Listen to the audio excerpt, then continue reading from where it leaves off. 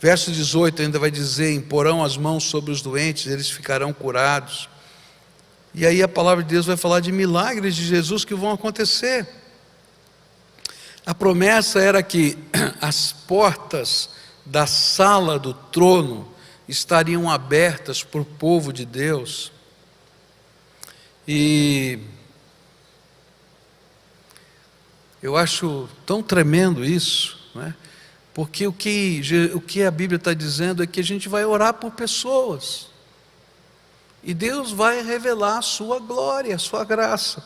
Eu estava no barbeiro semana passada, cortando o cabelo, e aí o barbeiro já me conhece há muitos anos, eu vou no mesmo barbeiro desde que eu cheguei aqui em Curitiba, né? Tem uns negócios que a gente não gosta de trocar, né? Eu acho que mulher também é assim, né?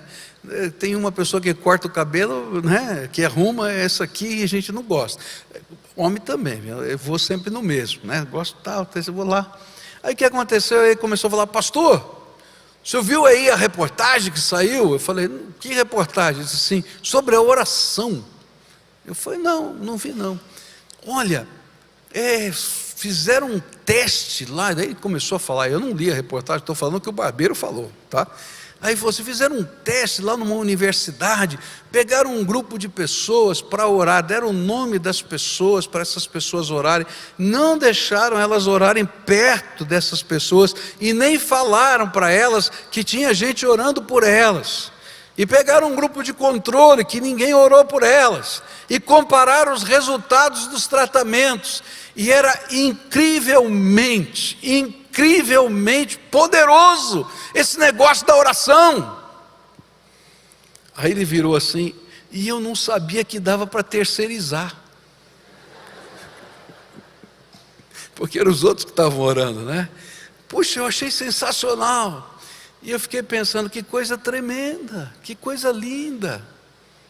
Eu já tinha visto uma pesquisa de pessoas em UTI, e o poder da oração, pessoas orando com elas na UTI, na Universidade de São Paulo. Eu tinha lido essa pesquisa, mas essa eu não tinha visto, e eu achei muito interessante. O que o mundo está dizendo é que a sala do trono está aberta. Eu não sei se todas as pessoas vão ficar curadas. Por quê? Porque o último inimigo a ser vencido vai ser a morte, queridos. Isso só vai acontecer na volta de Jesus. E enquanto houver morte nessa terra, vai haver doença que não vai ser curada. Não tem lógica o que eu estou falando?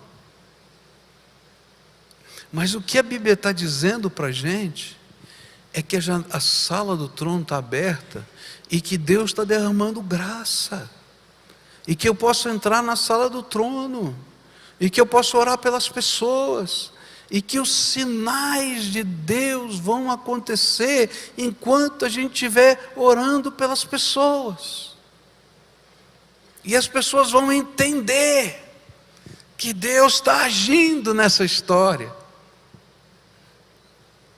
e alguns vão se levantar e vão andar, e alguns ficarão curados. Alguns vão poder entender a grandeza de Deus de uma maneira ou de outra. Eu estava lendo um livro essa semana e eu achei tão tremendo, quando alguém estava analisando aquele texto de Paulo, né, na cidade de Filipos, e ali ele está na cadeia, ele tinha sido açoitado, e depois de açoitado ele está adorando a Deus, e no meio da adoração vem um terremoto particular, só na cadeia, e aí as cadeias caem, e as portas se abrem, e o carcereiro quer se matar.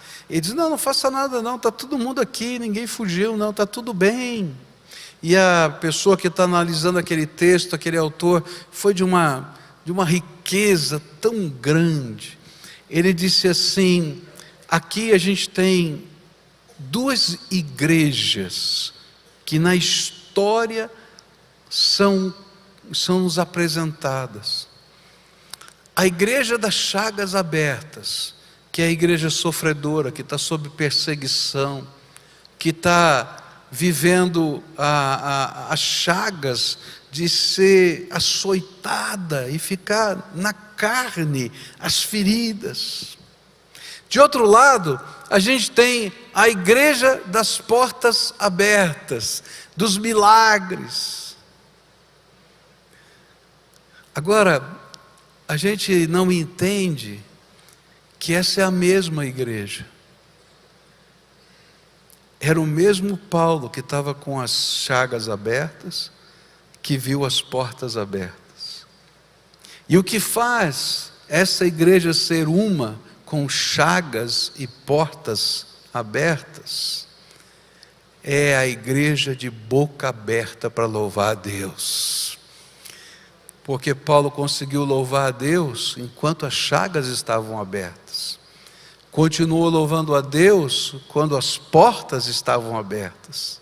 Pregou o Evangelho e não foi embora. Ele era tão livre antes quanto depois.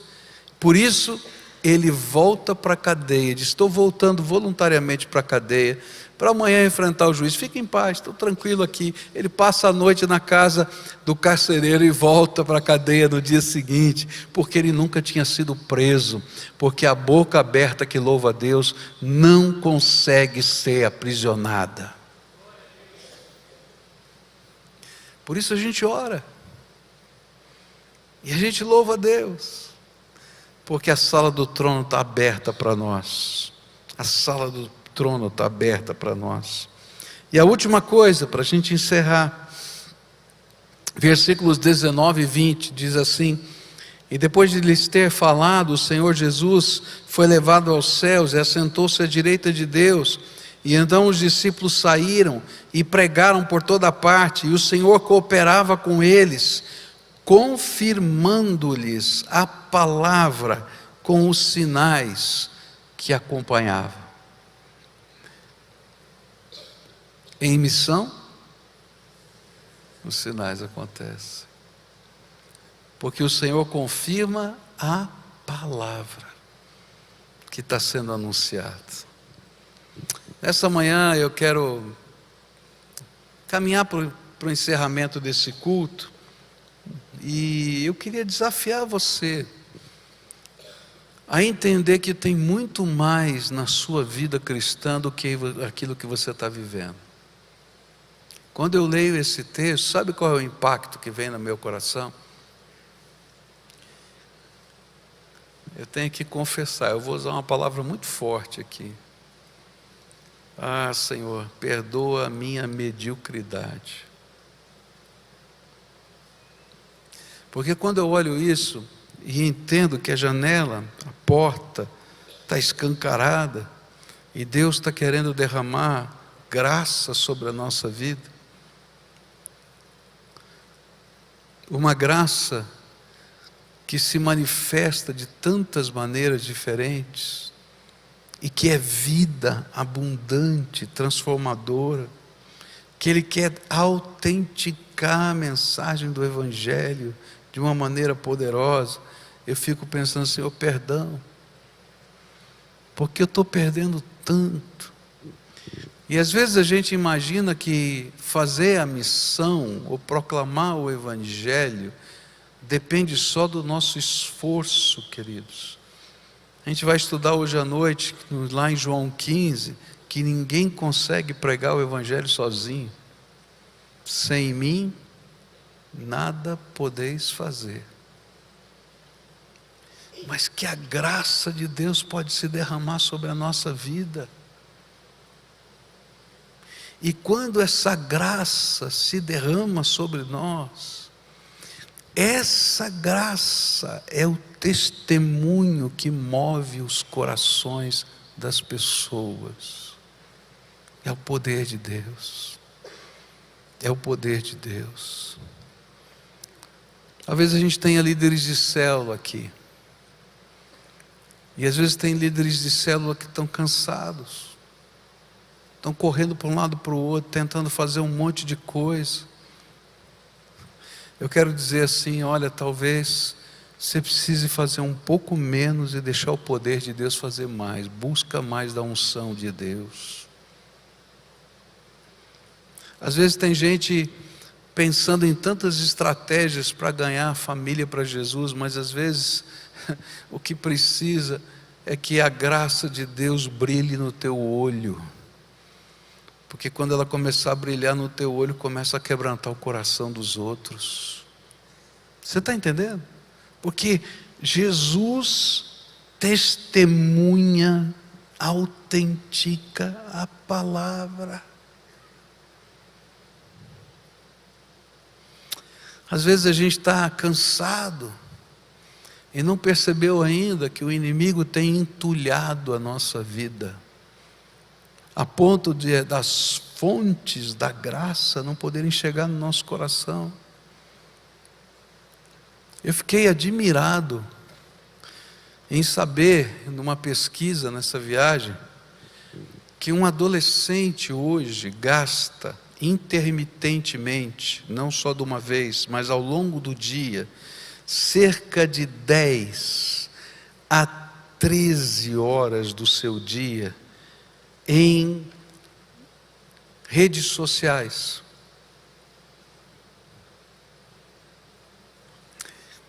E que um adulto, dependendo da sua idade, gasta de 6 a 8 horas por dia em redes sociais. Ok, que mal tem? Você faz o que você quiser com o tempo, você tem 24 horas como eu. Agora não venha me dizer que você não tem tempo para orar, que você não tem tempo para ler a Bíblia, que você não tem tempo para falar do amor de Deus para alguém, para viver o poder de Deus na tua vida. Você está entendendo? O que o Espírito Santo de Deus tocou profundamente no meu coração é isso. Filho, o Evangelho está aí, ele é o poder de Deus para todo aquele que crê. Agora, quer andar na dimensão do poder? Deixa eu te encher com o meu Espírito Santo. Deixa que eu permita que os meus sinais se revelem. Quando você abrir a boca, essa boca seja ungida, dentro de casa e fora de casa. Quando você está falando de coisas triviais com seu filho, ou quando você está falando de coisas importantes. De tal maneira que o temor do Senhor venha no coração e dizer assim: olha, eu não sei, mas minha mãe, meu pai têm uma ligação com Deus complicada. Eu ouvi isso de um filho. Assim, eu morro de medo, porque olha, meu pai e minha mãe têm uma ligação com Deus, eu não sei como, mas Deus fala tudo para eles. E quando eu vou lá em casa, eles já perguntam, já começa a ficar vermelho, porque Deus já falou. Isso é temor do Senhor no coração. Palavra de conhecimento, não é que sabe, o Espírito Santo vai dando um incômodo e a gente vai lá. Gente, quanto mais a gente podia fazer, quando o Espírito de Deus está revestindo a nossa vida. Em missão? Deixa a graça de Deus conduzir você nessa missão. Vamos orar a Deus agora? Pai querido, em nome de Jesus, o teu filho, que essa igreja se curva diante do Senhor, para dizer: Senhor, nós queremos estar em missão, não como quem se esforça, ainda que haja esforço, mas como quem se alegra em saber que o Senhor testifica, confirma a palavra que anunciamos, simplesmente porque somos servos do Senhor e estamos no centro da tua vontade. Eu quero te pedir, Senhor, me perdoa, perdoa os meus irmãos, porque às vezes a gente se conforma com tão pouco, quando as janelas e as portas da sala do trono estão abertas para nós. Eu quero te dizer, Senhor, eu quero mais, eu quero mais, eu quero mais. E eu entendo o que isso significa, Porque receber mais é para dar mais, é para abençoar mais, é para ser mais útil. Porque o Senhor derrama graça para confirmar a palavra. Então nessa hora, Pai, eu quero te pedir, começa uma obra de despertamento entre nós, de visão, de confirmação com os teus sinais da palavra que está sendo anunciada. E que o propósito, o objetivo, Senhor, seja ver milhares e milhares de pessoas recebendo Jesus como Senhor e Salvador da sua vida. Ó Pai, eu quero te pedir pelas células, Pai, multiplique essas células, que o Senhor levante líderes cheios do Espírito Santo, homens e mulheres cheios da graça,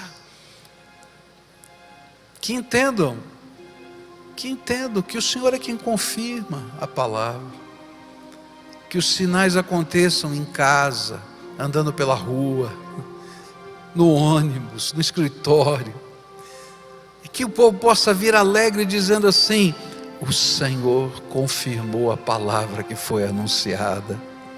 Escuta, Deus, a nossa oração, faz isso aqui entre nós. É aquilo que oramos no nome de Cristo. Amém.